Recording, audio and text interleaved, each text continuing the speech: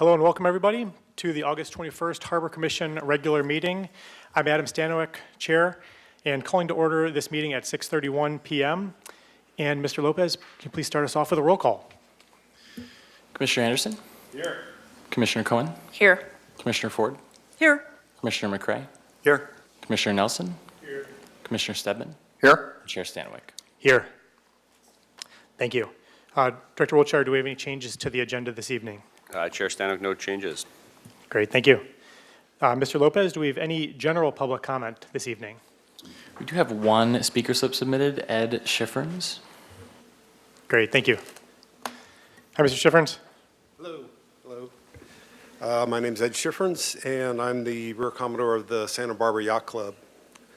We recently ran our 52nd annual Santa Barbara to King Harbor race, and I just wanted to come and thank the support of the Harbor Department, the Waterfront District, Lieutenant Aldrich, Andre Guillon, Jeanette Przinski, and all the Harbor for their work in making that event successful.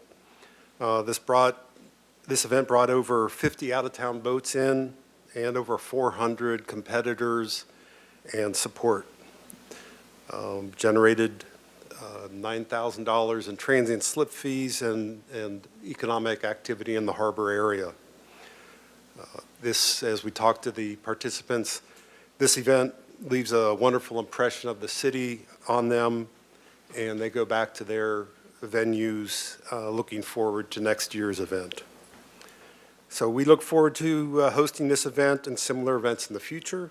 Next year, the Yacht Club will be hosting the J70 National Championship Regatta in July, and we look forward to another successful partnership with the Waterfront Department and the Harborfront community.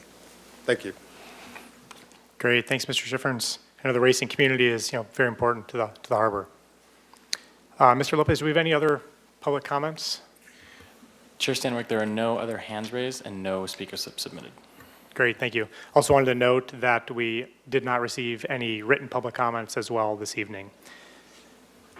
So with that, we can move on to the work group reports. Vice Chair Ford. Hi. Thank you. First of all, I believe there is a commercial fishing work group report, please.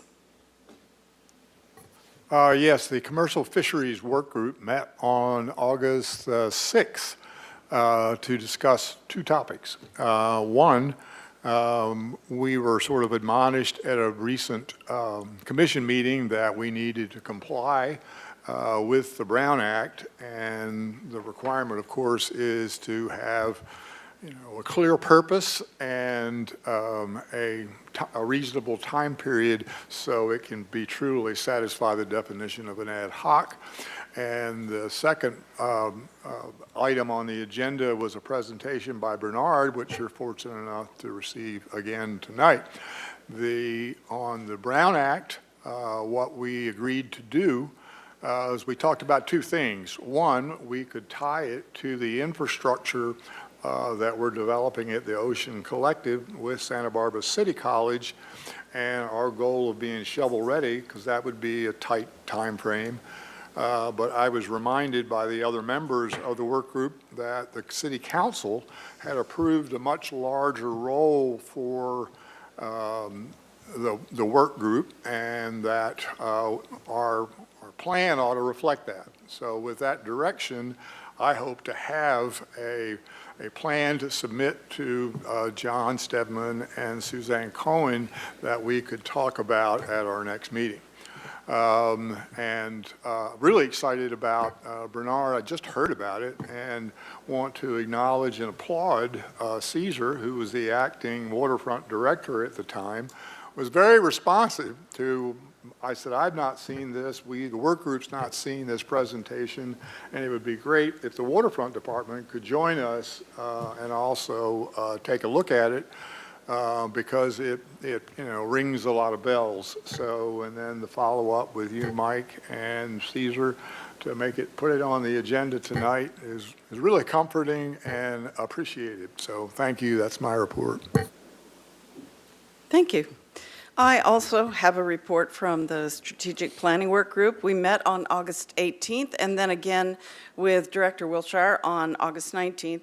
In both the meetings, we reviewed and analyzed the survey results, and then we brainstormed on some possible next steps given these results, as well as the current seriously changing and very concerning fiscal realities locally and at the state and federal level. So we're really excited now to continue to work with staff to begin to draft strategic priorities going forward that could include possibly the next steps regarding revenue generation, communication of the survey results, deeper stakeholder engagement, and consultant-led facilitation of multiple perspectives regarding the ocean-dependent, ocean-related, and visitor uses. And we hope to bring the Commission some specific recommendations in October or November. Are there any other work group reports? And would you like to add something, Commissioner Stedman? I would like to add Please. something, is just to add on to Vice Chair Ford's remarks. We have right up here at the front some policy data reflecting the work of this particular group. So if anybody in the public or any of the other commissioners want to refresh themselves, I can see them stacked up. So please take a look at these dashboards when you have an opportunity. Thank you. Any other notes, Commissioner Nelson? No? Okay. That's it for work group reports. Great, thank you, Vice Chair Ford. We can move on now to the consent calendar. We have 2 items on the consent calendar. Mr. Lopez, would you please read the recommendations for the consent calendar and the 2 items? Yes, item 1, approval of the minutes. Recommendation that Harbor Commission waive further reading and approve the minutes from the special meeting of July 22nd, 2025. And item 2, lease agreement with Brophy and Sons, Inc. for office space located at 125 Harbor Way. Recommendation that Harbor Commission review and recommend to City Council approval of a 5-year lease agreement with Brophy and Sons, Inc. for administrative and accounting office space at 125 Harbor Way at an initial base rent of $1,171 per month. Great, thank you. Do we have any questions from the Commission regarding the consent calendar? Okay, with that, a motion would be in order. I'd like to make a motion to approve the consent calendar as presented. We have a motion, do we have a second? I'll second. Great, we have a motion and a second to approve items number 1 and 2 of the consent calendar. Mr. Lopez, could we please have a vote on that? Yes, and this is a motion by Vice Chair Ford, seconded by Commissioner McCray to approve the consent calendar as presented. Commissioner Anderson? Yes. Commissioner Cohen? Yes. Commissioner Ford? Aye. Commissioner McCray? Aye. Commissioner Nelson? Aye. Commissioner Stedman? Aye. Chair Stanwyck? Yes. And that motion passes unanimously. Great, thank you. Let's move on to new business now. Item number 3, the presentation on proposed Santa Barbara Community Kelp Farm. Mr. Lopez, can you please read the recommendation for item number 3 of new business? Yes, this is item 3, presentation on proposed Santa Barbara Community Kelp Farm. Recommendation that Harbor Commission receive a presentation from Santa Barbara Mariculture on their kelp farm proposal in the Harbor District, including applications related to tourism, education, food production, and carbon nitrogen sequestration. Great, thank you. All right, we turn it over to the waterfront. Yeah, Harbor Commission, I'd just like to introduce Mr. Bernard Freeman. We're happy to have him here to speak on the proposed kelp farm located in our local waters. So he's coming here as a courtesy visit to kind of touch base at the early stages of this project with the waterfront staff and Harbor Commission and the public. So thanks, Mr. Freeman. Thank you for having me, Harbor Commission. Yeah, this is a presentation just to inform you all, the staff, members of the public, about a proposed aquaculture farm. I've noticed over the years of practicing aquaculture in the harbor here that there's not been a lot of attention paid to aquaculture development. So here's a project that I'm proposing, and I'd like you to hear about it today. Again, to introduce myself, next slide, please. My name is Bernard Friedman. I've been a shellfish farmer off the coast here in Santa Barbara for 23 years, and I've made a living on the ocean for over 30 years now. And I do have a shellfish farm that's about 3/4 of a mile, and you can see Hope Ranch there, and that's the farm. So I've been operating in state waters for a long time. I am a I sell at the farmer's market downtown here on Saturdays. You might have eaten some of my shellfish. We're called Hope Ranch mussels and Hope Ranch oysters. And next slide, please. So in the last 6 years or so, I've collaborated with a few, with UCSB and a few other people to grow giant kelp for 2 Department of Energy grants. And on my farm, we've grown lots and lots of kelp, giant kelp. Next slide, please. And so the theory is that when you grow kelp, it attracts more kelp. And over the years, I've documented various different types of native kelp that I've attached to the long lines. And next slide, I'm just going to run through these real quick. Just next slide, just to show you all the different native kelps that recruit to the lines. Some are very edible. A lot of different kelps have multiple uses that we don't know about, that are unexplored. And so the proposal of this community kelp farm is to explore the different native species for various uses in the harbor, such as tourism, education, food products, all different kinds of things. Next slide, please. And next slide. We're just going to cruise through these really quick. Next slide, next slide, next slide, and next slide. So this slide up. So this one is also a native kelp. This is basically a target species that we're going to try to develop. This is 6 months old plant here, grows very fast. And next slide, and then that's the same plant that's now like 20 feet long. It's like that's 8 months old. So we can grow a lot of good kelp here right off our coast. That's the point of that whole. Next slide. So about a year ago, I was invited through an organization that helps farmers like myself make proposals for kelp farms. And I was invited to go up to Alaska, Kodiak, Alaska, to visit these 2 20-acre kelp farms. And it was, I have video of it. I'm not going to show you the video, but it was amazing how eye-opening it was, like all the different types of kelps that recruited to this farm, and so much good edible kelp out there. It's amazing, and it blew my mind. It's a shame it took me 50 years of my life and going to Kodiak to realize that. But next slide. I'm going to keep going. So the proposal that I want to work with the city is to place this farm somewhere in that region. I kind of left it vague on purpose because I know we're going to get into the nitty-gritty of where it's going to go. But essentially, it needs to be in 50 to 70 feet of water, placed over sand, and it would be nice if it was close to the harbor because access for a lot of people, and so that's the general area. It would be to the east of the sewage outfall, somewhere off of Montecito, closer to the anchorage. Next slide. And these are the various constraints I have. Obviously we don't want to have conflicts. We want to minimize our conflicts, and we want to blend in with the characteristics, the type of buoys that we put out there, and so we want to blend in. And the farm is a community kelp farm because we're going to try to make it as useful as possible and try to engage as many different aspects of the community, and because nobody knows anything about aquaculture, and so the biggest thing about aquaculture development is people just don't understand it, they don't know it. And so this is an attempt to get the public to further understand it so they become comfortable with it so that it could be as workforce development. And essentially, we have caught all the fish we're going to catch off our coast, and if we want to be responsible citizens, we use a lot of seafood products in our restaurants. A lot of that is sourced from overseas, a lot of that is farmed. And I think more of that should be sourced locally and farmed here off our coast in Santa Barbara. So next slide. So this is the various different sort of aspects that the kelp farm can do. Kelp has a lot of regeneration properties. It sucks in nitrogen and carbon.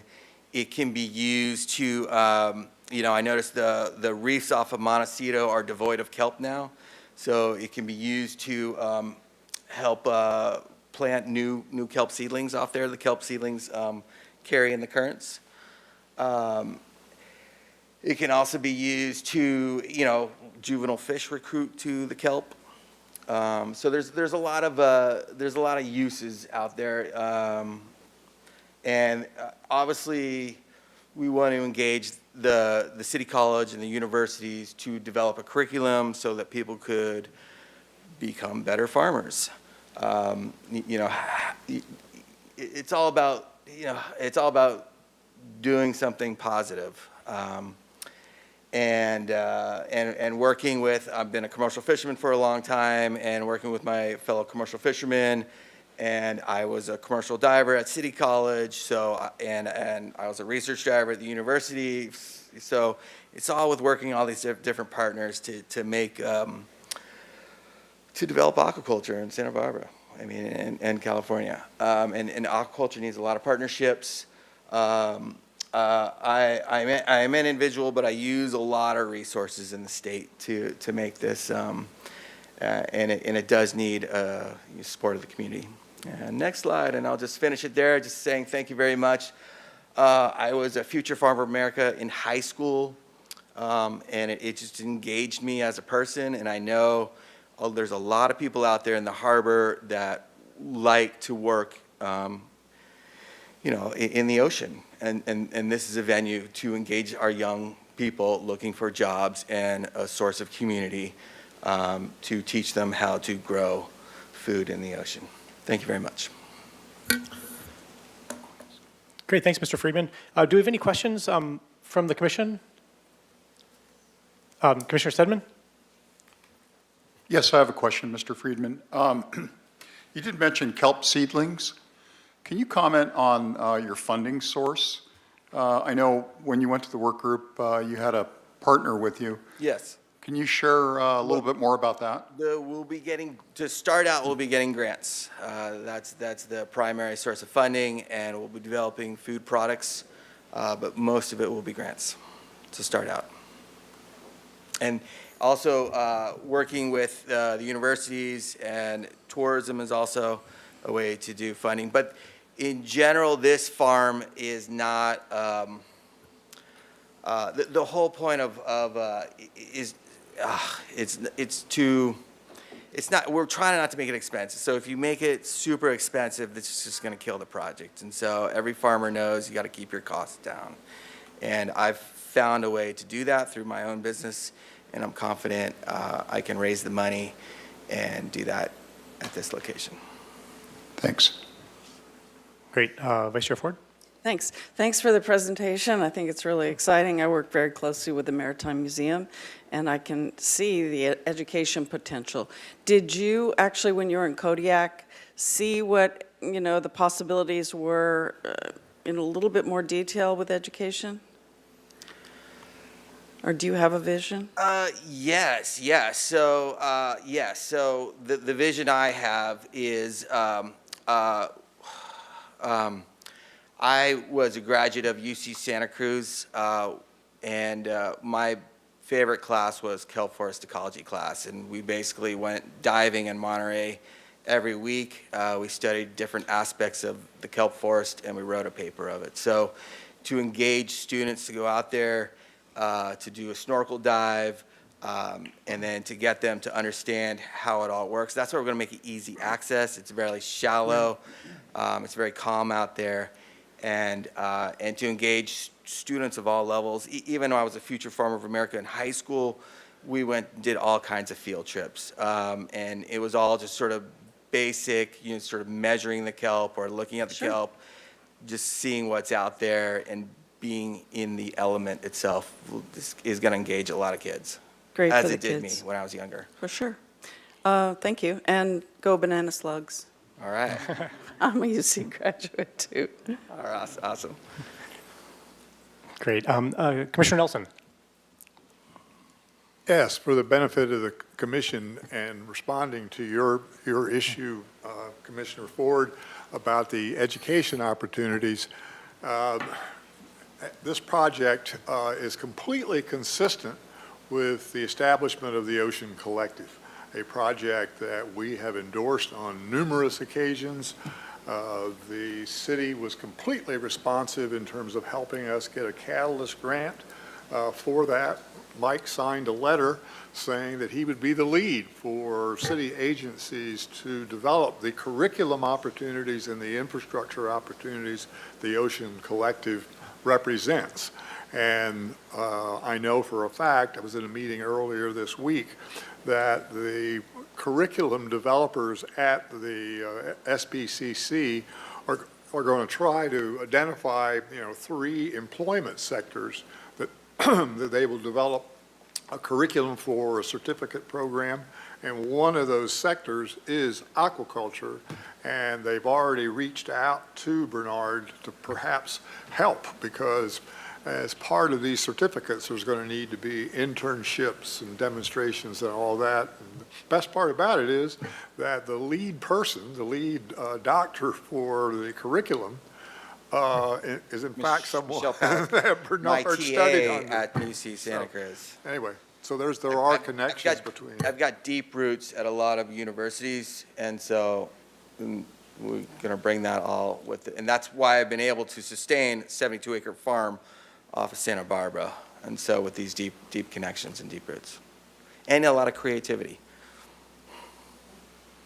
Great. Thanks, Mr. Friedman. Yeah, thanks for all the photos and sharing that. I think it'll be really good for, tourism as well. The Sunset Kid and Double Dolphin kind of past that. I think it'd be kind of neat for them to see that. So, Awesome. Okay.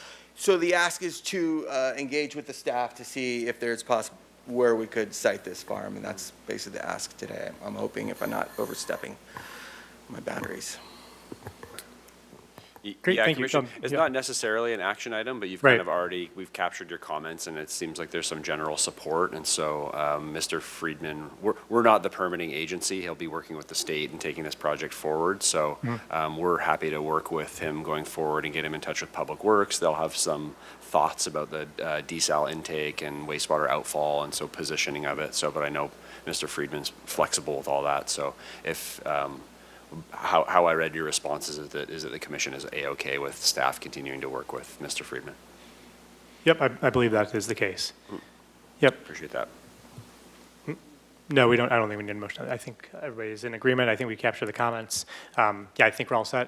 All right, thank you very much. Yeah, appreciate the presentation, Mr. Friedman. All right, thanks for the comments, everybody. We can move on to new business, item number 4, the proposed assignment of multiple lease agreements and lease amendment associated with Santa Barbara Fuel Dock, Inc. ownership change. And I believe there is 3 parts to this. Mr. Lopez, can you please read the recommendation for the Harbor Commission? Yes, this is the recommendations for item 4. Recommendation that Harbor Commission A, review and recommend that City Council approve a change in ownership via the assignment of lease agreement number 26288, Fuel Dock Facility located at the Santa Barbara Harbor City Pier for Santa Barbara Fuel Dock, Inc. B, that Harbor Commission review and recommend that City Council approve a change in ownership via the assignment of lease agreement number 26842 for office space located at 125 Harbor Way, Suite number 8 for Santa Barbara Fuel Dock, Inc., including amendment to add 5 years to the existing lease term. And C, that Harbor Commission review and recommend that City Council approve a change in ownership via the assignment of license agreement number 28463, Commercial Ice Machine, located at the Santa Barbara Harbor City Pier from Santa Barbara Fuel Dock, Inc. Great, thank you. We turn over to the waterfront. Good evening, Chair Stanwyck, Commissioners and members of the public. My name is Cesar Barrios. I am the Waterfront Business Manager. And this evening, I bring to you 3 proposed lease assignments, as Mr. Lopez mentioned, and 1 lease amendment associated with the Santa Barbara Fuel Dock, Inc. ownership change.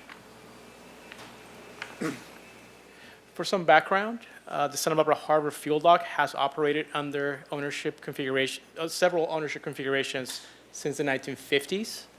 And most recently, over 20 years ago, the local fuel distributor McCormick's Corporation assumed the fuel dock lease following a request for proposal process. Since then, the ownership group has managed the fuel dock, form a corporation under Santa Barbara Fuel Dock, Inc. In addition to the fuel dock facility, Santa Barbara Fuel Dock, Inc. holds a lease for an office space in the 125 Harbor Way building, as well as a license to operate the ice house facility, also located on the city pier, providing essential services to the commercial fishing fleet and recreational boaters. In April of 2025, Santa Barbara Fuel Dock, Inc. President, Mr. Ken Olson, informed the Waterfront Department of his intent to sell the company. Since then, staff has been working closely with Mr. Kenneth Dewar, owner and operator of JB Dewar, Inc., who will hold 95% of the Santa Barbara Fuel Dock, Inc. ownership shares, and while Ms. Rosemary Dewar will hold 5% of interest of the company. The proposed transfer of ownership represents more than the 25% change ownership, and such is required by the lease agreement to have a formal lease assignment, and the reason we're here today. Here I provide additional background on Mr. Kenneth Dewar. He's the owner and operator of JB Dewar Incorporated. JB Dewar Inc. was founded in 1933 by Mr. John B. Dewar. And since then, it has established itself as a premier fuel and automotive products provider on the Central Coast. They're based out of San Luis Obispo. The company has remained privately family-owned and operated for over 90 years, and currently is managed by the fourth generation of the Dewar family, and they are here today. During the meeting with the Waterfront, between the Waterfront and Mr. Dewar, he expressed the importance of expanding his family legacy by serving the Santa Barbara boating community. And we certainly look forward to working with him. So as mentioned, there are 2 leases and 1 license agreement that will be assigned as part of this process. So I'll address each individually. So I'll start with the fuel dock facility. This facility has been in operation since the 1950s, as first operated by Union Oil Company of California, better known as UNOCAL. And then in 2003, McCormick's acquired the lease and has been operating under the Santa Barbara Fuel Dock, Inc. Name. The current term options currently last through 2043. Their current base rent is $4,359.05.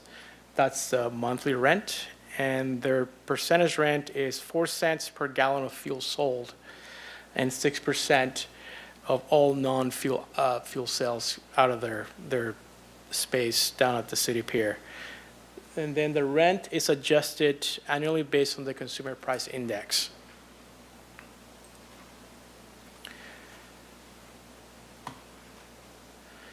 In regards to the office space, as seen in this photograph, since there are only 4 months left in the current agreement, we're proposing at this juncture to amend the lease and add another 5 years to the existing agreement, just for the interest of the mechanics and the time being there's only 4 months away. It seems to be the most efficient way to process this assignment. The proposed base rent will be $782. That's for 218 square feet of office space. And also this amount reflects a 3% rent increase adjustment from the current rent. Also, the rent is adjusted annually with the CPI. And if you're familiar, this office has a fantastic view facing the fuel dock right above the Seacoast broker. Then the ice house, which is located on the east end of the city pier, right above the fuel dock facility. The site has been an important component to the success of the local commercial fishing fleet and industry overall out of Santa Barbara. The ice house was the first major project funded by the Fisheries Enhancement Fund, allowing commercial fishermen to keep their catch fresh stay longer at sea, and avoid costly trips to Ventura or Morro Bay to obtain ice. The ice house at the Santa Barbara Harbor commenced operations in May 1st of 1992 and has the capacity to produce 10 tons of ice per day. Santa Barbara Fuel Dock, Inc. Has operated the ice machine for over 2 decades to date. And in regards to their lease terms, as seen here, the department actually pays the fuel dock $1,740 per month to dispense ice to boaters. And then the city captures and keeps the revenue that's generated outside of that amount in sales.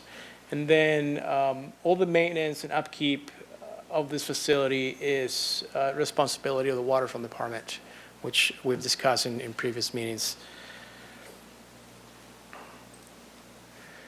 So with that, these are the 3 recommendations I bring to you today, and I'll be happy to answer any questions you may have. Great, thank you, Mr. Barrios. Do we have any questions from the commission? Commissioner McCray? I'm surprised there are not more. Cesar, I wanted to ask you about the tankage that we just put in and the responsibility for maintaining that.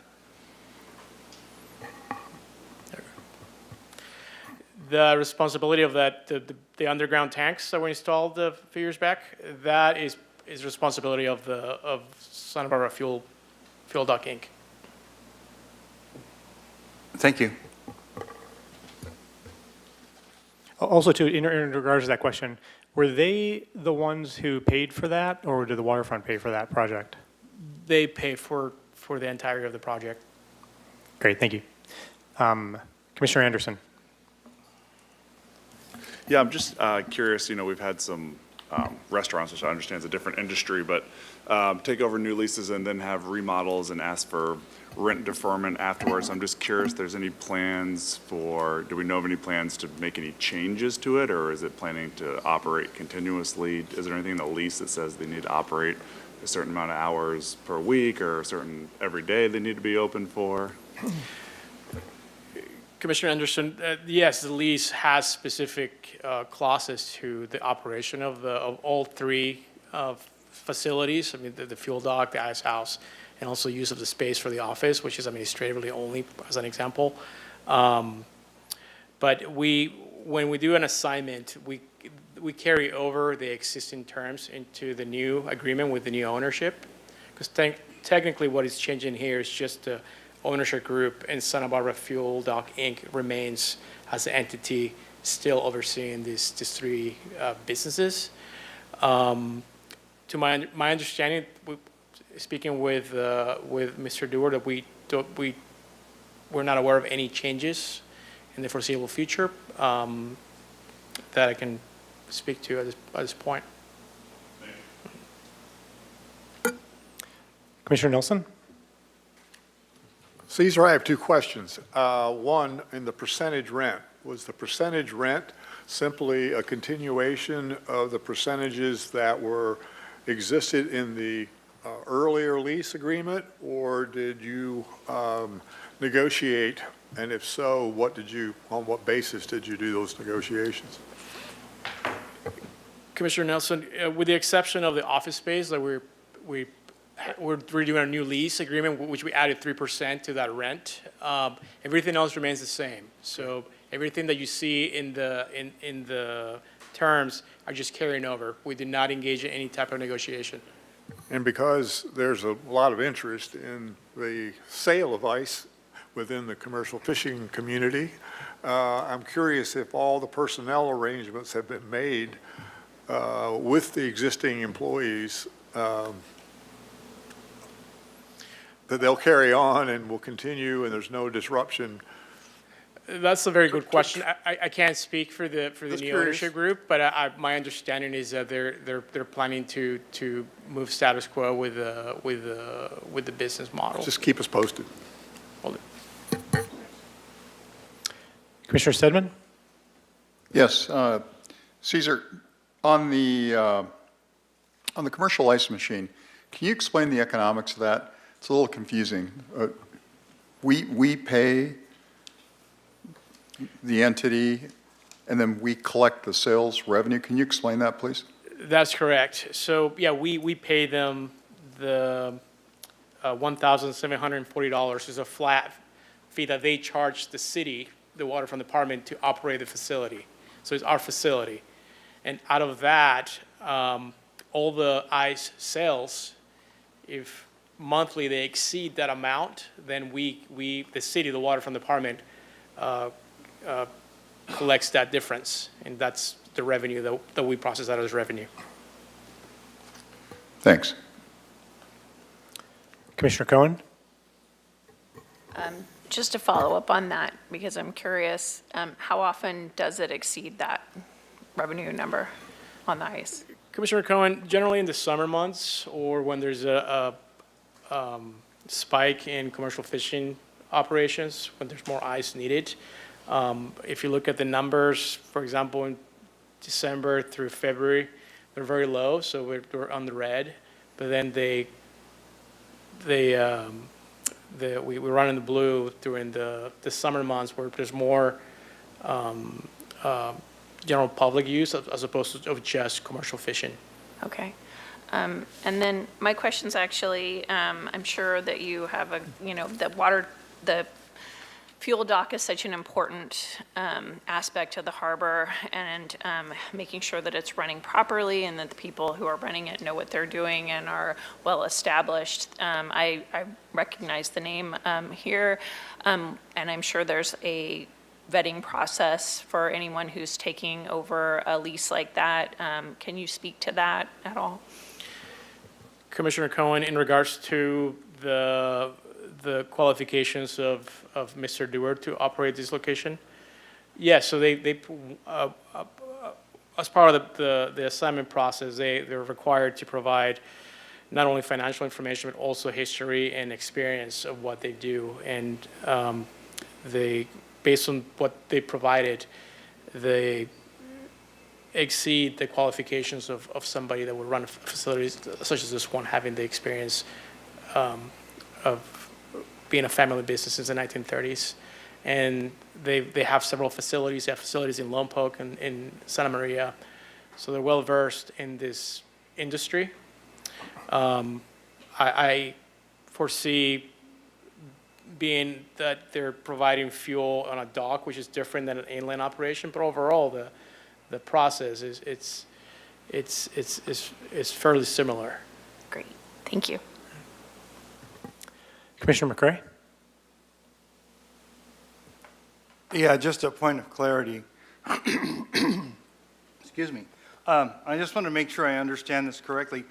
Essentially, what's happening with the ice machine revenues is that first $1,700 some odd dollars is retained by the fuel dock operator, and anything beyond that reverts back to the harbor. Correct. So it's not like we're paying them 17 some odd, and then they keep 17 some odd, and then they, right. Right, yeah, they part of the, instead of us having to cut a payment check, they produce our revenue, and if it exceeds the $1,700, then they just pay the difference. Thank you. Okay, it doesn't look like there's any more questions. Mr. Lopez, do we have any public comment on item number 4? We do have one speaker slip submitted, Morgan Voss. Great. Hi. Hi.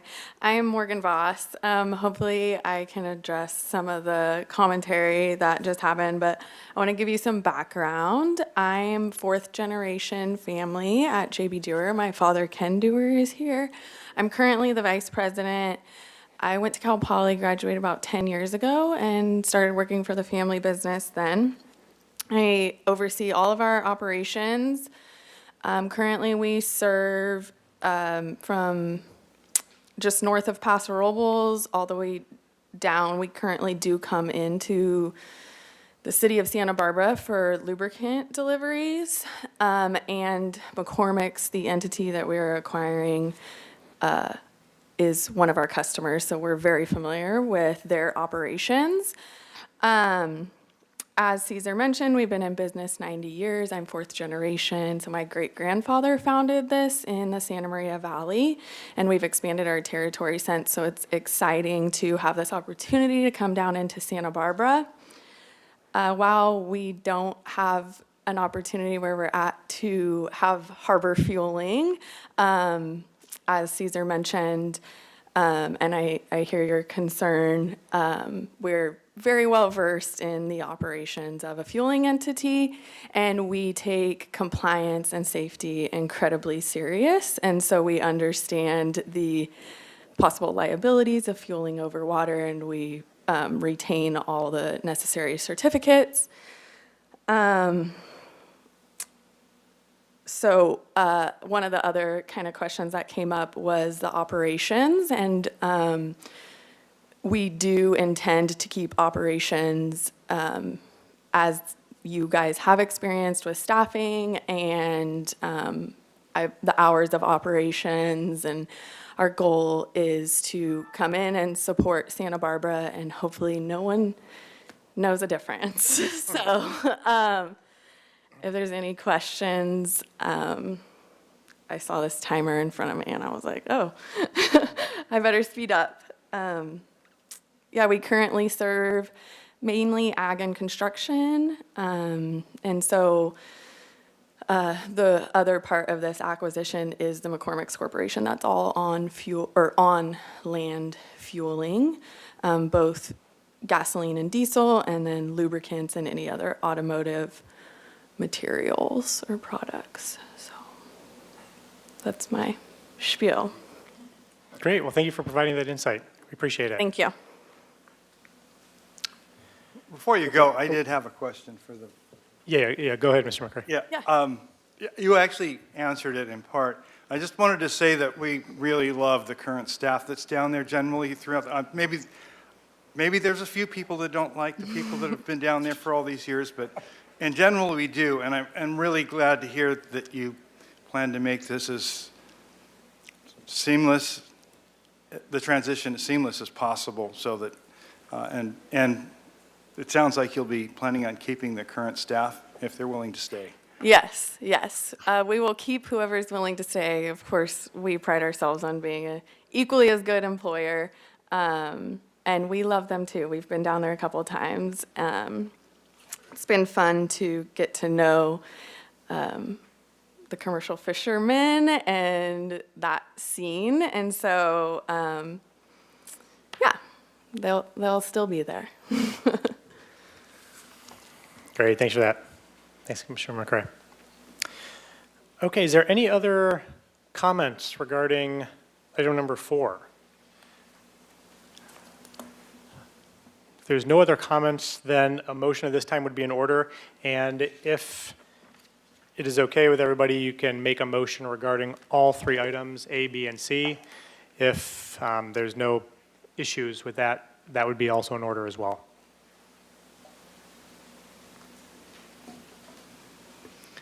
So moved.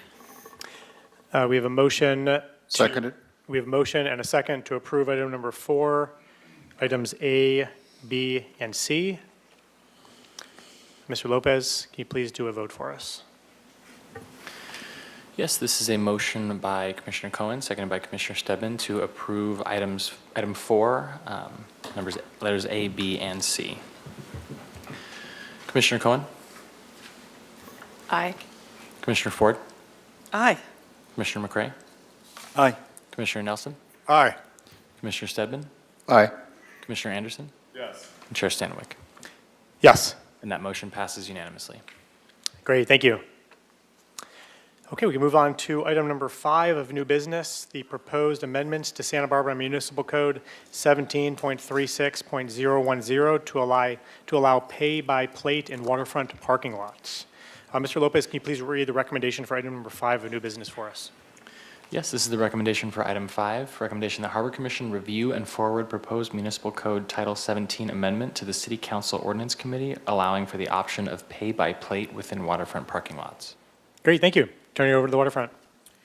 Chair Stanwyck, Commissioners and members of the public, as my next item, I bring to you a proposed amendment to the municipal code to allow a pay-by-play system in waterfront parking lots.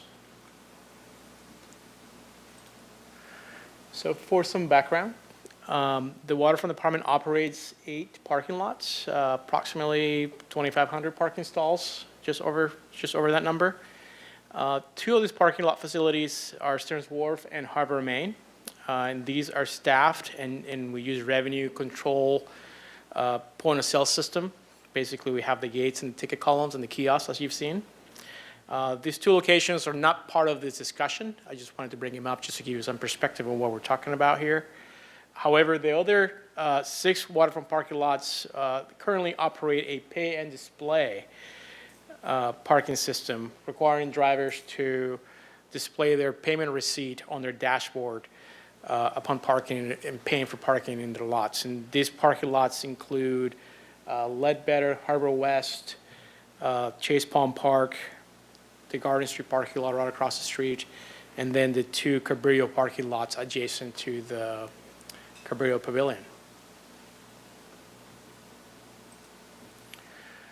So the proposed amendment to municipal code, which is 17.36010, would allow the implementation of a pay-by-play parking system replacing the existing pay and display requirement, as well as integrating a license plate recognition, also known as LPR, which is a type of enforcement module.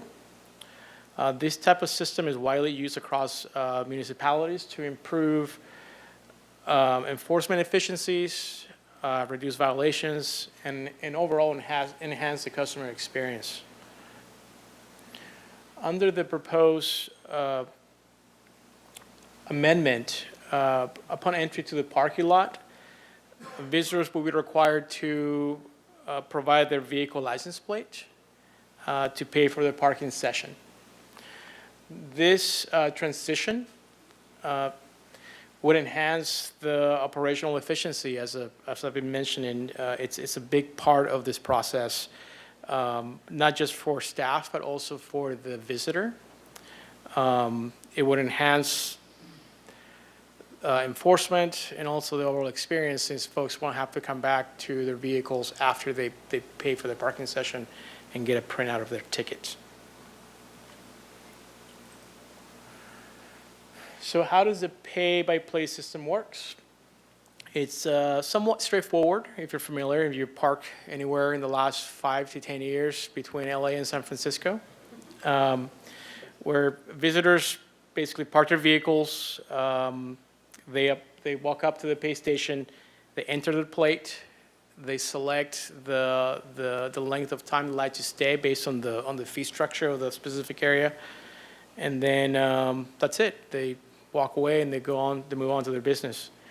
So the change for us here at the waterfront will be to eliminate the need to deal with printed tickets. One will eliminate the litter that this creates, and also enhances the overall process. In addition, by implementing a pay-by-plate system, it opens the opportunity to add or implement flexible payment options, such as phone apps. We can basically pay by phone, mobile wallet, remote payments. For example, this would allow somebody that decides to park at Ledbetter, go on a bike ride, and then there are the Cabrillo parking lots on the other side of the waterfront to extend their parking session using their mobile phone. This is a very standard, nowadays it's a very standard process and systems that are found throughout California and through the country.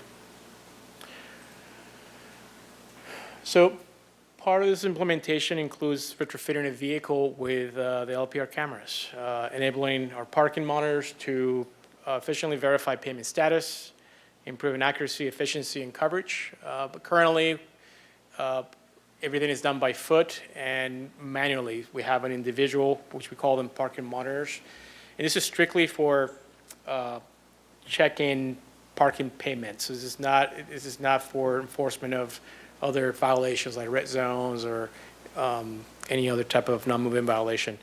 So currently they just have to walk up to every single vehicle and verify visually to make sure the date and time is accurate on what's being displayed on the vehicle's dashboard.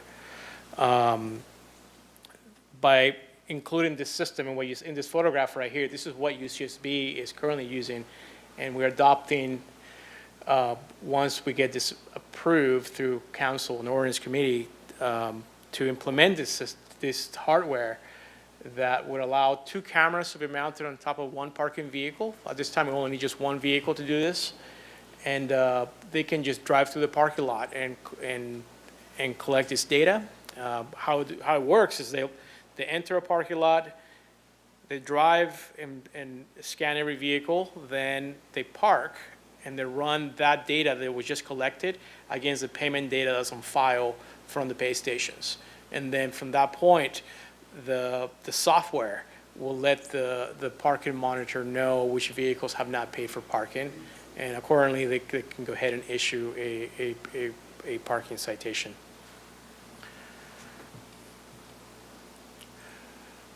So with that today, I asked for a recommendation to forward the proposed municipal code change to of Title 17 to the City Council's Ordinance Committee for further review and ultimate approval by the council. I'd be happy to answer any questions. Great, thanks for the presentation, Mr. Barrios. Questions from the commission? Commissioner McCray. I have a lot of questions. So I've seen similar setups like this, and they're all subtly different from San Diego to Sacramento. In Sacramento, I've seen 2 different styles. One type, every single spot has a number, and you were required to enter that number. And they did print out something you had to put on your dash. I just want to point out that, to me, I really dislike having a sticker in my window that says how long I'm going to park there so a thief can figure out whether or not they're relatively safe to go ahead and vandalize my vehicle, break the windows to try to see if there's anything good in there. Really like the idea of not having that piece of paper saying that I'm going to be there for 3 days or 3 hours or whatever. So that's great. So my questions are, you answered the one about kiosks already. Spot numbers, are there going to be spot numbers or not? Commissioner McCray, there will not be spot numbers. We used to have that in the early thousands, and we went away from that into a pay and display. So no, basically your license plate will become your permit. Great. And then an app, will there be an app that's required to be downloaded, or will the kiosk itself handle all of that? At the beginning, it'll be just the pay station that will provide all that information. But we are currently in the process of looking at options to maybe roll out in unison a system where you can pay with your phone or your smartwatch. And then finally, the opposite of that, for people that just have to do everything in cash, will you still be able to pay for parking with cash? Absolutely. We're keeping at least 1 machine per parking lot. That's what the current model. So for example, in the Ledbetter parking lot, we have 6 space stations because it's a long parking lot and just over 250 parking spaces. And we have 1 machine at each end that takes cash for those that don't want to use a credit card or debit card. Great. Thank you very much. That sounds good. Commissioner Nelson? It sounds like a great idea, and it will definitely improve efficiency, and it's good to see you moving in that direction, but people hate change. So what kind of rollout are you going to do? Are you going to be providing any information in advance of this shift, or are you just going to let people figure it out? Very good question. So the plan is to roll this out starting January 1st and really communicate this out through our social media, through signage through the parking lot, and also directly to our stakeholders in the harbor. We have the majority of the users, parking users that frequent the harbor will have a parking permit. But for visitors, frequent Chase Pump Park lot next to Stearns Wharf. We'll have additional signage. There'll be warnings issued as well at the beginning, depending on the situation. That's kind of a standard process for rolling out a new type of software to educate the public. Commissioner Ford? Thanks. Great presentation, and I really love this. I had the occasion to park a lot at UCSB, and it's very easy, very intuitive. Can you close the loop a little bit? So what happens if they're over their time and they deserve a ticket? Is it still a paper ticket that goes on the windshield? That's correct, yes. Okay. In California, the state of California hasn't allowed the option for our type of operation to issue an electronic ticket. I mean, it's something I foresee in the future, but yeah, they'll be getting just a regular paper ticket citation. Commissioner Cohen? Thanks. I have a couple questions too. One is just, what is the cost involved? Do we know what the impact to the budget's going to be to switch over to this new system? So fortunately, the cost that we had allocated to replace the existing parking pay stations in one parking lot will cover the cost to implement, including the vehicle that we just acquired, which is just under $100,000. The cameras alone, about $25,000, and then there's ongoing fees, for example, for software support and such. But ultimately, when you have a system like this, you can minimize the number of pay stations you have in the parking lot. Again, I spoke about the Ledbetter parking lot having 6 machines. Once you establish a system like this, you can technically have QR codes or geofence an area. So if you allow your smartphone or your vehicle, because there are vehicles that have this technology, when you drive into a parking lot, you have the option to pay for parking electronically, and there's nothing printed, and you don't have to walk anywhere. So that's the one of our ultimate goals. That's very standard in larger cities, and I believe even UCSB has similar. I was going to, the second Commissioner Ford's observation at UCSB, that the QR code system is actually really easy to use, and I would suggest looking into that if there's a way to, and I'm sure has cost savings. Would the annual permits also be handled through this system? So if somebody wanted to buy an annual permit and they were on their phone, would they have the option to link that to their license plate as well?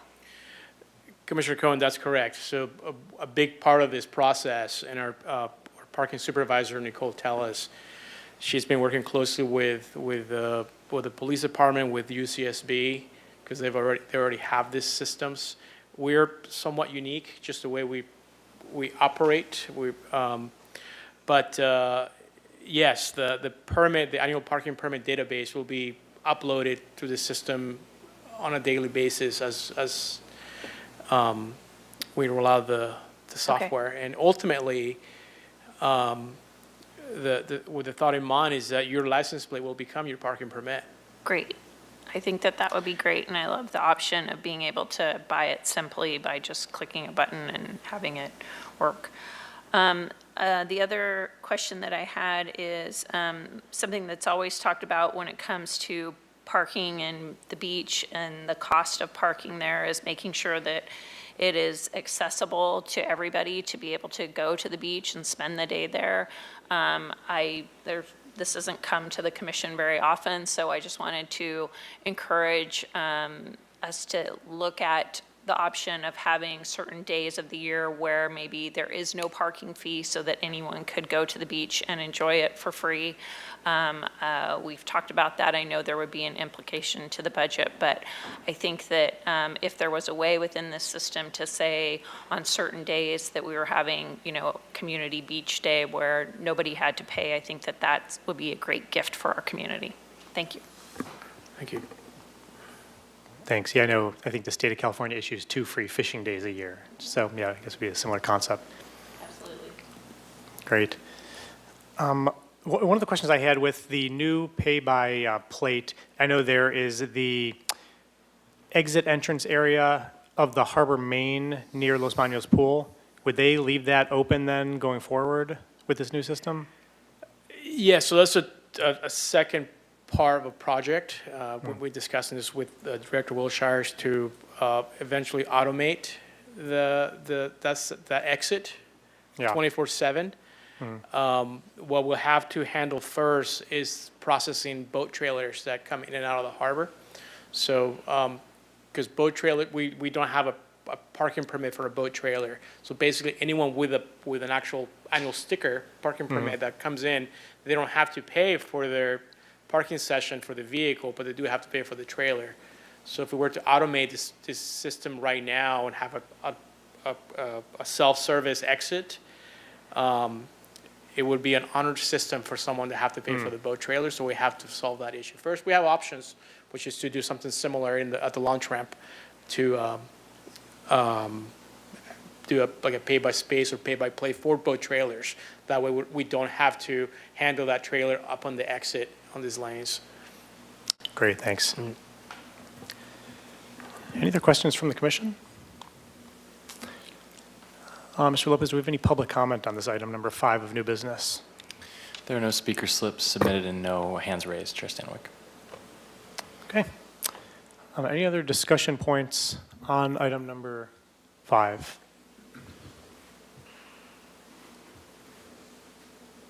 Okay. With that, a motion would be in order for item number 5. So moved. We have a motion. Second. We have a motion and a second to move forward with the recommendation. Mr. Lopez, could we please do a vote? Yes, this is a motion by Commissioner Nelson, seconded by Vice Chair Ford, to approve the recommendation in item 5. Commissioner Ford? Aye. Commissioner McCray? Aye. Commissioner Nelson? Aye. Commissioner Stedman? Aye. Commissioner Anderson? Yes. Commissioner Cohen? Yes. And Chair Stanwyck. Yes. And that motion passes unanimously. Great, thank you. All right, moving on to item number 6 of new business, the Waterfront Strategic Planning Discussion and Review of the Waterfront Community Survey Responses. Mr. Lopez, can you please read the recommendation for item number 6 of new business? Yes, this is item 6, recommendation that Harbor Commission review the responses from the recent Waterfront Community Survey and recommend staff develop a list of strategic priorities based on the survey results. Great, thank you. Turning over to the Waterfront. All right, Chair, Commissioners, I'll be giving tonight's presentation on this item. I'm Mike Wiltshire, Waterfront Director. As part of the ongoing efforts with strategic planning, Waterfront staff has worked with the strategic planning group over the past few months and at the direction of Harbor Commission to conduct a community survey. And so the main point of this presentation tonight is to review those results and use that data for our next steps. Next slide. So a little bit of survey background. The survey was relatively simple, consisted of 8 questions, and it was really primarily focused on evaluating how well we are meeting our mix of services here at the waterfront. And so through our local coastal program, the State Lands Commission, we're obligated to provide a mix of ocean-dependent, ocean-related, and visitor-serving services. And so it's nice to touch base with the community and kind of get some feedback on how we're doing there.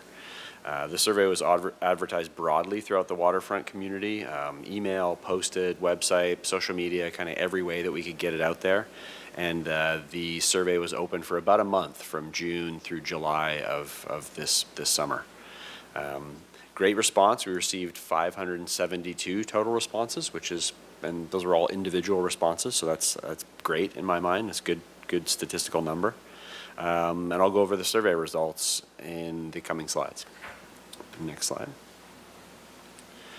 Just to kind of reiterate the objectives, and again, this came through the process that we've been working on for the past 6 or 8 months now, so this was at the direction of the Harbor Commission. So the main objectives of the survey were really to engage with the public, gather input. We plan to utilize the results of the survey to help inform strategic planning, so both in the short term and the midterm and long term. And internally, staff, we can really use this survey data to help guide maintenance and capital spending and to really address things that the community prioritizes. So this data will be really useful to inform Harbor Commission and Planning Commission. As you all know, we have to report to the Planning Commission on our 5-year review of uses. So this sort of data, responding back to them, will be a good touch point from the community to answer that exact question of how well are we balancing our mix of uses at the waterfront. Next slide. All right, getting into the questions. So just on the title, you see Q1. We'll go Q1 through Q8. There were only 8 questions, and so I'll just do a little bit of review of each question we went through. The first question was really intended just to gather background information about who was responding. So the question asked, what is your primary connection to the waterfront? It only allowed for one response, so it kind of like forced people into a category. Obviously, people use the waterfront for numerous reasons, but we wanted to get some useful data as to how they primarily use the waterfront. So data shows a pretty broad mix of respondents, with the largest group identifying as recreational boaters. But we also received responses from general recreation, commercial fishermen, liveaboards, visitors, business owners, and those who work at the waterfront. So when you kind of take a step back and look at the data, it's probably a reasonable representation of the percentage of folks, of the breakdown of folks that are using our harbor. Next slide. So question 2, what services at the waterfront are most important to you? So this one was really telling and interesting. So it kind of this was a ranking question. So each respondent had to rank these choices in order of importance to them, and this was sort of the aggregated response. So the respondents, this showed that the respondents valued, in order, recreational boating, convenient parking, quality shops and restaurants, beach and coastal access, and these are kind of the top 4 most important services, with sort of Stearns Wharf, commercial fishing infrastructure kind of ranked lower and down at the bottom. Next slide. I thought this one was really telling and kind of refreshing. Question 3 asked the public if they feel the current mix of services at the waterfront provides the most benefit to the general public. So this is really a great question that gets at the root of our local coastal program, the review of our 5-year of uses. This should be important to the Harbor Commission and Planning Commission. These responses were near unanimous. So over 80% of people responding said yes, the waterfront provides a well-balanced mix of coastal dependent, coastal related, and visitor serving services. The other larger chunk was somewhat, and only 3% of respondents saying no, that the mix is not balanced. So as far as survey goes, out of 572 folks, that's about as unanimous as you get. Next slide. Question 4. So if there were a change in the mix of services, what would you like to see more of? And so this was kind of forcing the respondents to choose out of our services what they would like to see more of, and inherently kind of see less of if we can only provide a set amount of services. So the largest response was to have no change. So there's pretty broad approval of the current mix of services. And the second next largest categories were if there were to be a change in the mix of services, respondents would like to see more visitor serving amenities and recreational slips. So this is kind of in line with the earlier question and data showing really a large desire for recreational slips. Next slide. Question 5, so specifically asked respondents about the balance of recreational slips versus commercial slips. This is something that we've talked about for kind of years, and so getting the public side of things is a good data point. So the vast majority of respondents indicated that the current mix of recreational versus commercial slips is good, and that no change should be made. So this was over 80% of respondents. The next group of respondents was that they would prefer to see more recreational slips, and then the smaller groups of respondents indicated that they'd like to see more commercial slips and less recreational slips.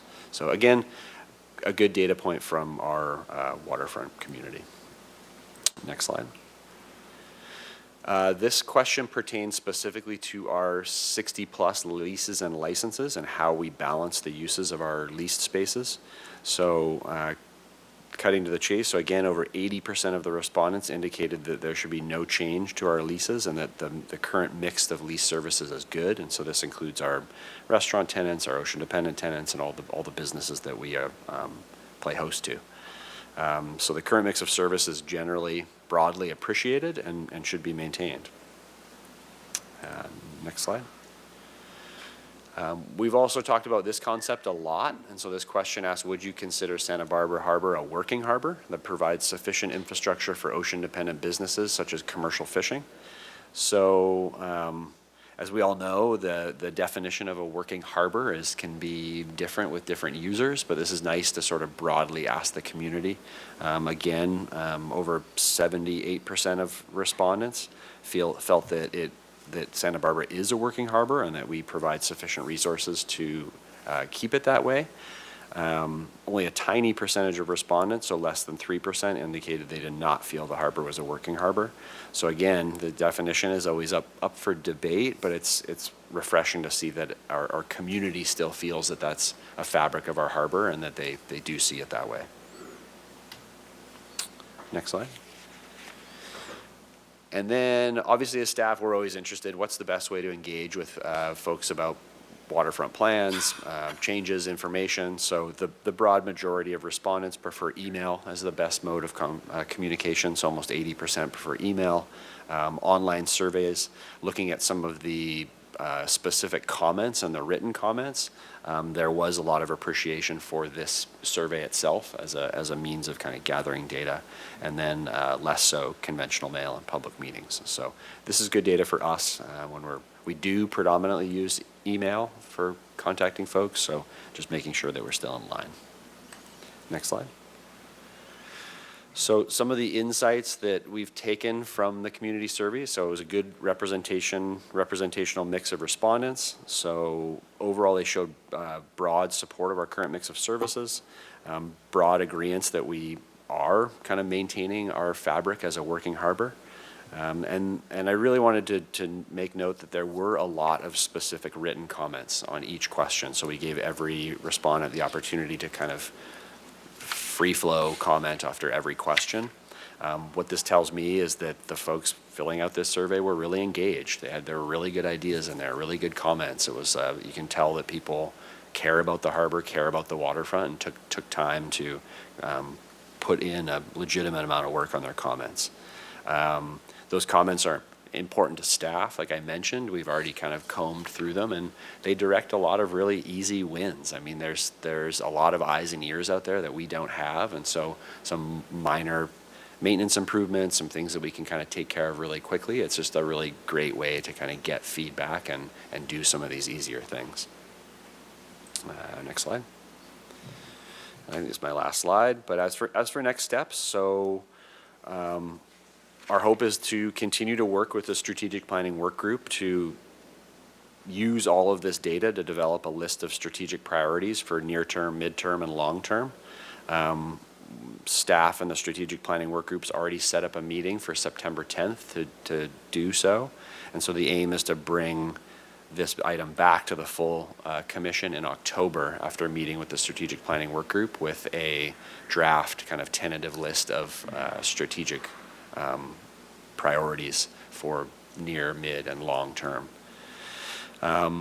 As of now, we're going to hold off on the consultant-led workshop, so I feel these dollars may be better spent on more targeted things as we get down the road a little more, and we have a better idea of our strategic priorities. The one-day workshop may not be as helpful or necessary at this time, so we could ultimately use these funds down the road for economic development planning, lease review, as Commissioner Ford mentioned, reviewing revenue analysis, and so those would be really, really useful times to bring in a consultant, and so maybe we can, as this process unfurls, we can use those dollars more appropriately.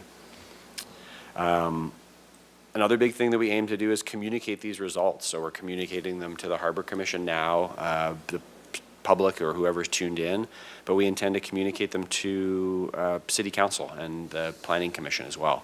I think this is valuable data that kind of shows a nice little snapshot of how the community feels about the mix of services at the waterfront. So again, look forward to working with Strategic Planning Work Group, and so our next step will be the work group meeting in September, and hopefully bring this back to the full commission in either October or November, depending on timing. So with that, I'll turn it back to the commission.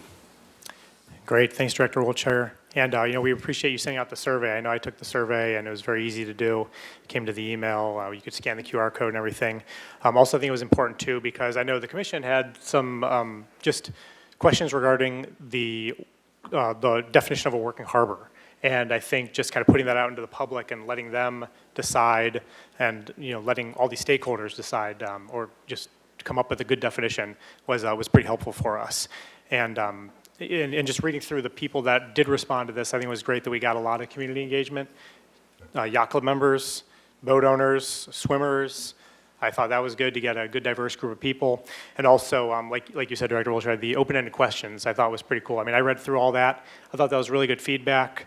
I think my favorite was to just rebuild the harbor in Goleta. So we had a lot of creativity with some of the responses.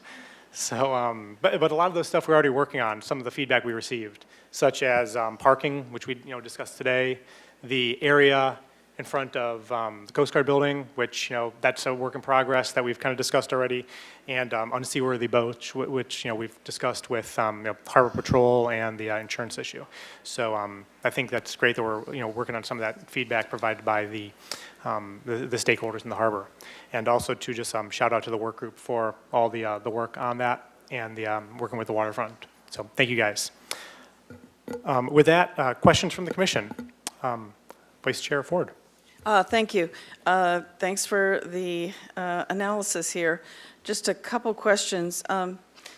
The engagement of the stakeholders is the key. 572 is a great number. I wonder if there's a way for you to communicate the survey results to everyone who took the survey, so they know, sort of where they stood on their opinions versus what the ultimate goal was, or the ultimate result. That's a great point. The majority of respondents left their email addresses. Some did, some didn't. I figured not all of them, but we can post the results on our website and then send an email directly to those who did leave their email addresses. I think that would be great. Yeah, it's a great I idea. hope you agree.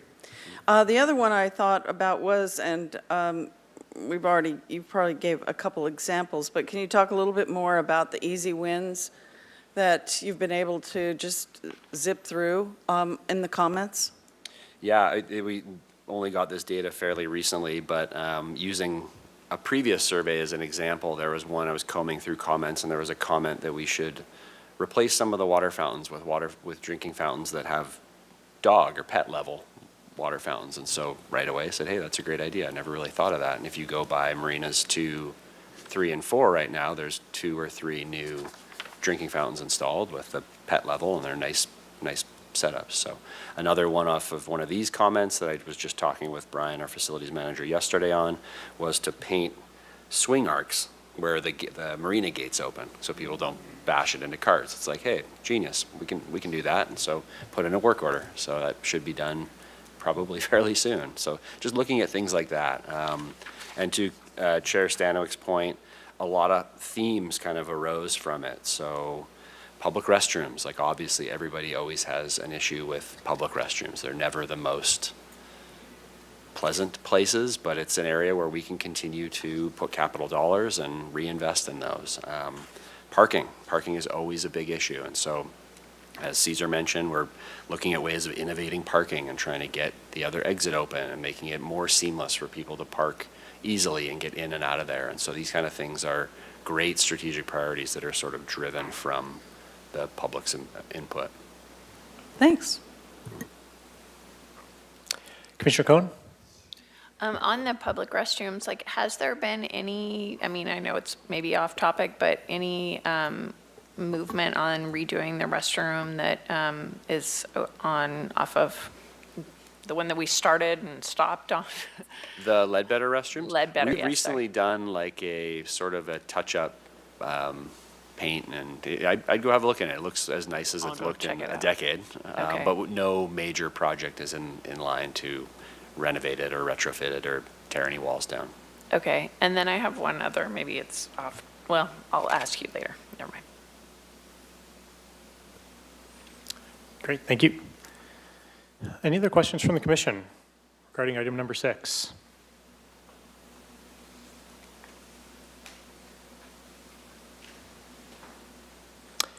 Okay, with no other questions, I know there is, as Director Wiltshire said, another meeting with the Strategic Planning Work Group coming up within the next few weeks.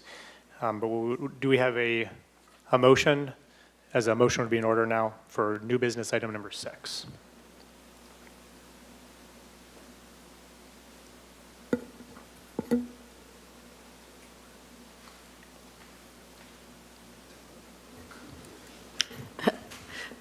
I'm happy to make the motion. And I would just add the words, recommend that staff work, as we've been talking all the last 15 minutes, work with the strategic planning work group to develop a list of strategic priorities based on the survey results. I second that motion.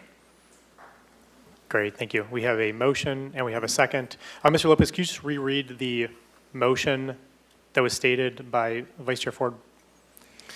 Yes, this is a motion by Vice Chair Ford, seconded by Commissioner Stedman, to recommend that staff work with the Strategic Planning Work Group to develop a list of strategic priorities based on the survey results. Great, thank you. And with that, could we please have a vote on that? Commissioner McCray, Yes. Commissioner Nelson, Aye. Commissioner Stedman, Yes. Commissioner Anderson, Yes. Commissioner Cohen, Yes. Commissioner Ford, Aye. and Chair Stanwyck. Yes. And that motion passes unanimously. Great, thank you. All right, moving on from new business to the department update. Item number 7, the facilities management report. With that, we turn it over to the waterfront.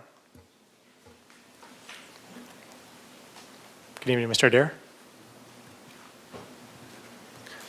Hello, Chair, Commissioners, and the general public. My name is Brian Adair, Facilities Manager at the Waterfront. This is a Facilities Management Report. This evening, we're going to be talking about improving safety for pedestrians in the Harbor Way. This is a diagram where a zone that's very congested, a bottleneck with vehicles, delivery trucks, bicycles, baby carriages, people, just mopeds, everything. Everything goes through this little bottleneck, and it's amazing how well people cooperate with each other and be patient. But at the Waterfront, we really like to make an improvement.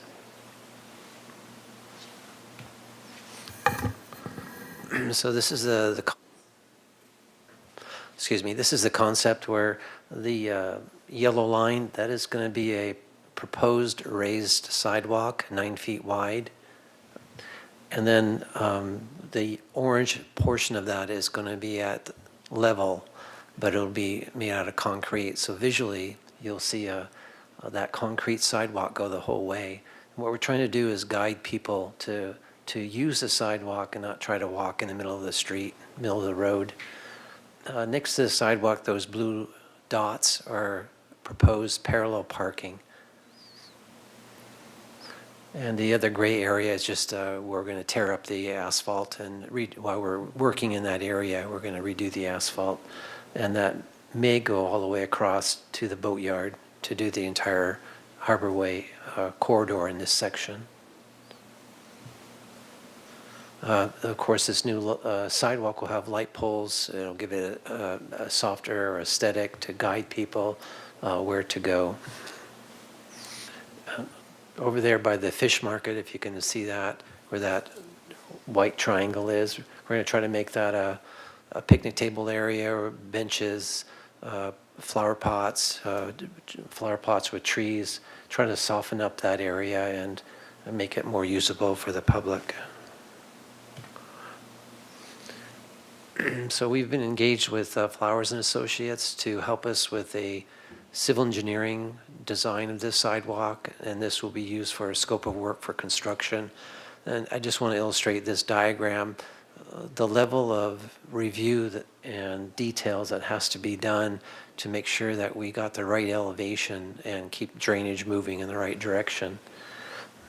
As you know, this area floods during a storm event. We get wave run up from the yacht club parking lot, and it goes downhill into this area, and it floods because our storm drains can't keep up and they get covered.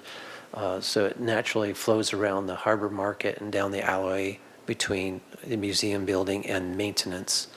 So we want to keep that, or protect that elevation and keep that water flowing around the fish market. Going forward, I'm hoping the final design from the civil engineer will be done in August 2025. Attaining building permits, environmental permits, going through the city, getting consensus will take us until February. Going out to bidding and contracts will be March, and hopefully begin in April 2026. So it's a long process, and I thank everybody for being patient. But we are focused, and we want this done. It's kind of like driving on snow. You can put your foot on the gas pedal, but those wheels are going to spin. You're just not going to go anywhere. So, but we all know it's very important, and it's our #1 priority. Any questions? Great, thank you, Mr. Adair. Vice Chair Ford. Thanks for the presentation. Could you go back to the diagram, the color diagram there? You said that the yellow was going to be raised. Is it just a regular curb then there? Yes, we reviewed a rolled curb, but for safety, a raised curb is the best. Yeah. And so then the orange area is street level without a curb? Yes, that's So there's correct. some sort of a ramp after that, or? It's just going to be transition? level. Yeah, it'll be a ADA transition, but we need to keep that alleyway open and available for delivery trucks. And so that's why we want to keep also the grade for rain, storm water flow, flooding. We need to move it around. So if we had a raised curb there, then our elevation is too tall. We would have to go to some specialized graded drainage system, and we're trying to avoid that additional cost. Well, thanks. And also, I really support this, think it's great, but how many, with this design, how many parking spaces did we lose? It's not determined exactly, but approximately 8 parking spaces. Okay. So we're hoping that the community will support the idea of improving safety and giving up the convenience of 8 parking spaces, Sure. but we do have a ways to go to get that approved. We've got our fingers crossed that we can move forward and with due diligence. Thank you. Commissioner Cohen? Hi, thanks for the update. I understand that if you go back to your timeline, having done a few projects myself with the city, so April is spring, and most likely, having dealt with these types of things get pushed back a month or 2, sometimes 3. But that would be doing a tremendous amount of construction right in the middle of the high season for a lot of the restaurants and vendors, and in a really, really crucial area within the harbor. If you did that schedule starting in April, I would really encourage you to try to do it either in the fall or in the winter when, for some of the vendors down in the harbor, they're making, all of their annual income within those few months, and to have that sort of construction would be really detrimental to them.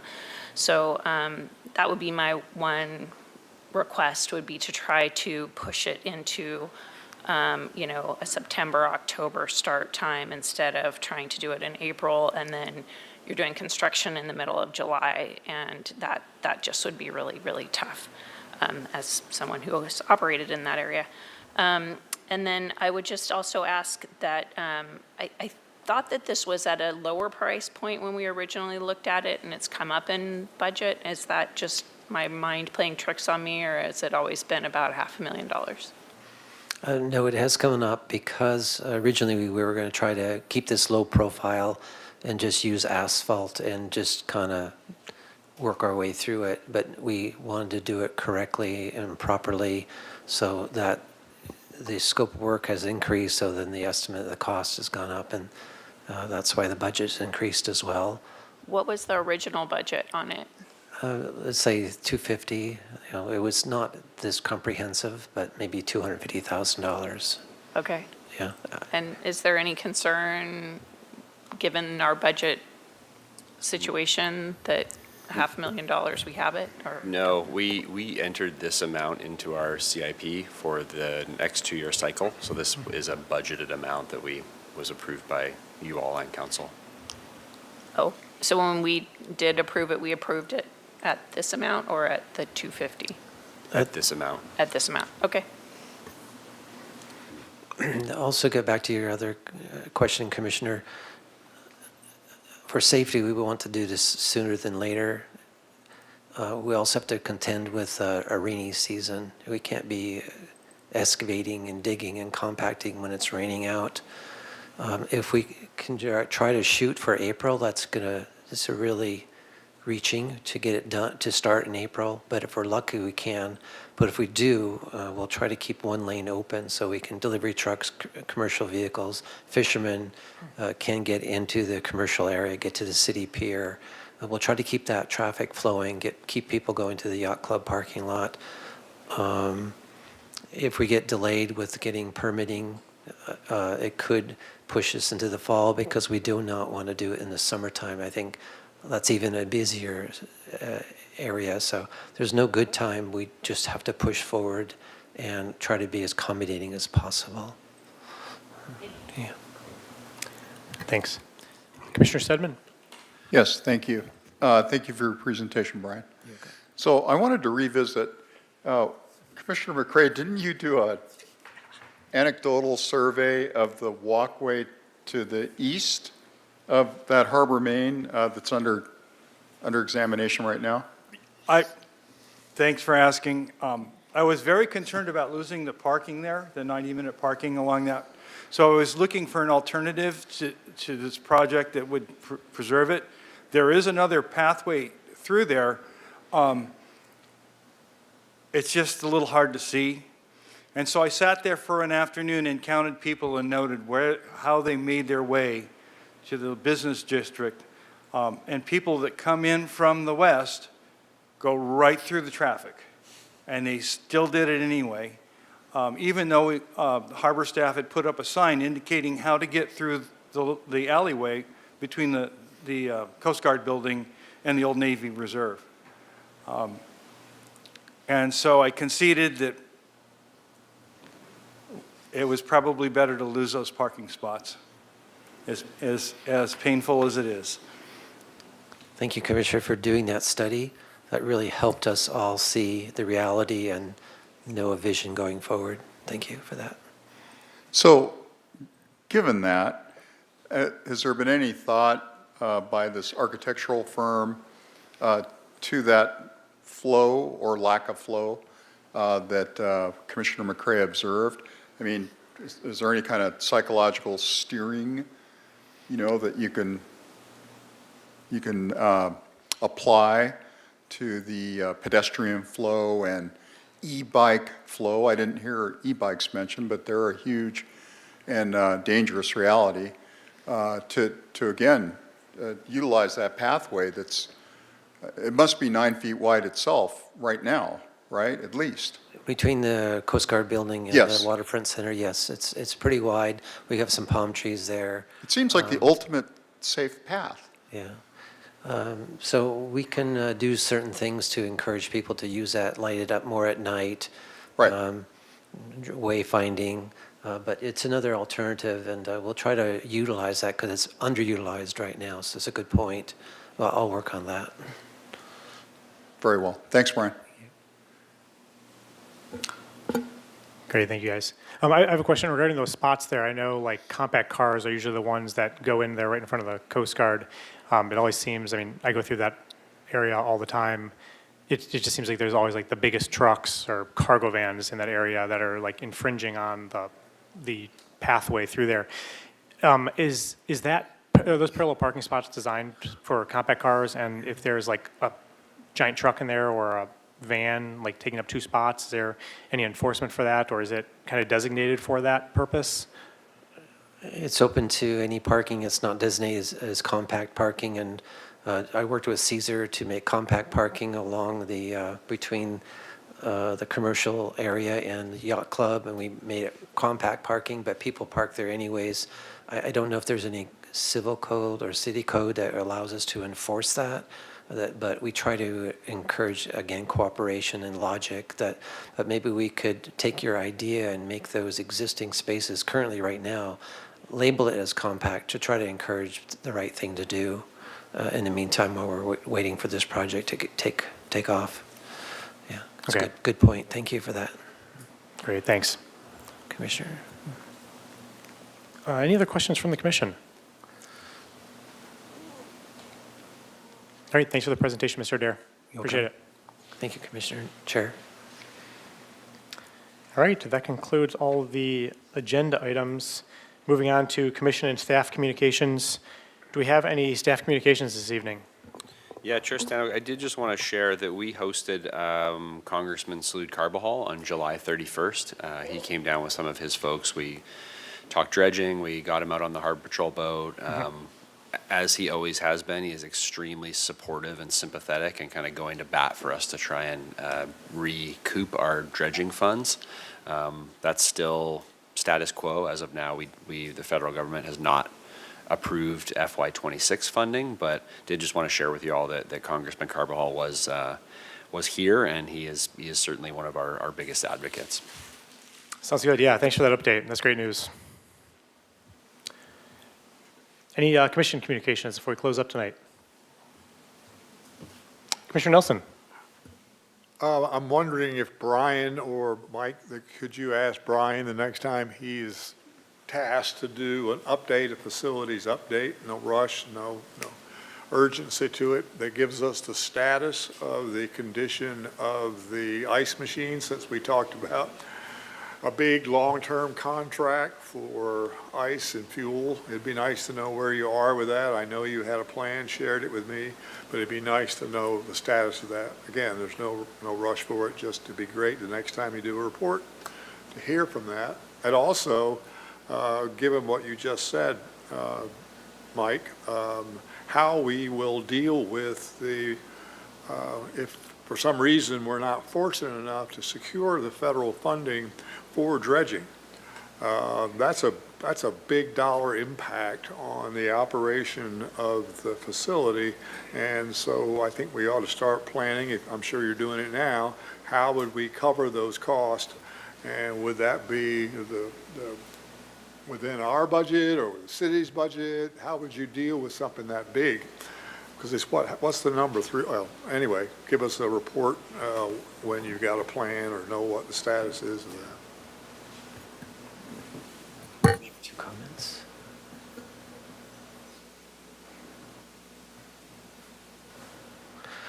Commissioners, to answer, just to give you a quick summary on the ice house, we're on our next phase. It took us a year to get a building permit, and that got approved a couple weeks ago, 2 weeks ago. The contractors that have a contract that did some of the preliminary assembling of the catwalk that we want to install, they said that they're available to come back in October. So that's taking pace, and Mike and I are talking about what the next phase looks like. And then we're talking, Mike had applied for a grant to also get funding for the ice house. So it's always on our mind, and we're always trying to look forward and plan ahead. Our maintenance staff do a wonderful job of keeping it running, and when there's a glitch, they jump right on it, and we communicate well with the commercial fishermen. So I feel good about where we are right now and where we're heading as far as the ice house goes. We tried to purchase an ice house machine from China, but those negotiations and collaborations fell through, and that was going to be a very inexpensive way to get a backup ice machine, low volume, but a very interesting project, but that fell through, unfortunately. Getting back to your question on the dredging, we did not dredge last spring because the contractor was not available, so those funds are going to be rolled forward to the fall. And I just want to say thanks to the U.S. Corps of Engineers that they're trying to pull funding together to help us fund our spring dredge. And Corps of Engineers will be here next week to survey the harbor, the federal channel, to see what our current condition is and what is the urgency and how long we can delay this fall dredge. So we're in a very good position this year. hopefully 2027, the federal government will reinstate its funding. We also, we're getting closer for FEMA to approve our claims from our 3 storm events that we had. So we don't know what that's going to be, but that might be a capability for another emergency backup if we had to. So we're working hard to identify what to do. And but Mike and I feel confident that we'll resume funding from the federal government in 2027. Thank you. Good information, great news. Yeah, thanks. Great, thanks for that. Any other commission communications? Okay. Just one quick thing from me. I just wanted to go over because, about 1 to 2 years ago, we discussed as an agenda item contingency planning. That was something that we talked about. And just a few weeks ago, on July 29th, we had a legitimate natural disaster. We had a tsunami issue for the harbor. There was a tsunami warning for the entire, I think, coast of California. And I just wanted to, shout out the Harbor Patrol, because I know they came by, making sure everybody felt safe, talked about retying lines, putting fenders out, unplugging electricity for possible fire hazards. So kudos to them for making everybody feel safe. I thought that was really professional. So although nothing happened, it was really a great gesture by them. And with that, I believe that is the conclusion of our meeting. Come to adjournment. Do we have a motion to adjourn? We have a motion and a second. Motion to adjourn. All in favor? Aye. Aye. Any opposed? Any abstention? Meeting adjourned. Thank you all.